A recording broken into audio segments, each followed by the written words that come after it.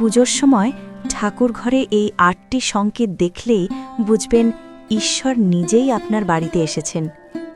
পুজোর সময় যখন সন্ধ্যার আলোয় ঠাকুরঘর ভরে ওঠে ধূপের গন্ধে, প্রদীপের শিখা কাঁপতে কাঁপতে যেন কিছু বলতে চায়, ঠিক তখনই ঈশ্বর নীরবে আমাদের ঘরে আসেন। কিন্তু তিনি শব্দ করে আসেন না, তিনি সংকেত দিয়ে জানান। আজ বলবো, ঠাকুর ঘরে এই ৮টি সংকেত দেখলে বুঝবেন ঈশ্বর আপনার বাড়িতে উপস্থিত। প্রথম সংকেত, পুজোর সময় হঠাৎ মন অকারণে শান্ত হয়ে যায়। কোনো দুঃখ নেই, কোনো চাওয়া নেই, শুধু চোখ বুঝলেই চোখ ভিজে আসে। এই শান্তি মানুষের নয়, এটা ঈশ্বরের স্পর্শ। দ্বিতীয় সংকেত, প্রদীপের শিখা অদ্ভুতভাবে স্থির হয়ে জ্বলে। বাতাস থাকলেও দোলে না, যেন কেউ আঙলে রেখেছে সেই আলোকে। শাস্ত্রে বলা আছে এটা দেবতার উপস্থিতির লক্ষণ। তৃতীয় সংকেত, ফুল বারবার পড়ে যায় ঠাকুরের চরণে।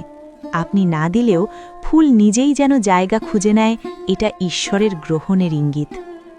চতুর্থ সংকেত, ঠাকুর ঘরে ঢুকলেই বুক ভরে নিঃশ্বাস নিতে ইচ্ছে করে। কষ্টগুলো হালকা লাগে, মনে হয় সব ঠিক হয়ে যাবে। এই ভরসা মানুষ দিতে পারে না, এটা ঈশ্বরই দেন। পঞ্চম সংকেত, ঘণ্টা বাজালে তার ধ্বনি অনেকক্ষণ ধরে কানে বাজে। মন অন্য কোথাও যেতে চায় না, মনে হয় এই শব্দেই হারিয়ে যায়। এই ধ্বনির মধ্যেই ঈশ্বর কথা বলেন।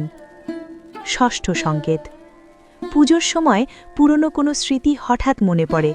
কেউ চলে গেছে, কেউ কষ্ট দিয়েছে, তবুও মনে হয় ক্ষমা করে দিতে পারি।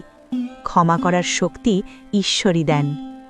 সপ্তম সংকেত, প্রসাদ খাওয়ার পর অদ্ভুত তৃপ্তি আসে। খিদে নয়, মনের ভেতর এক ধরনের পূর্ণতা।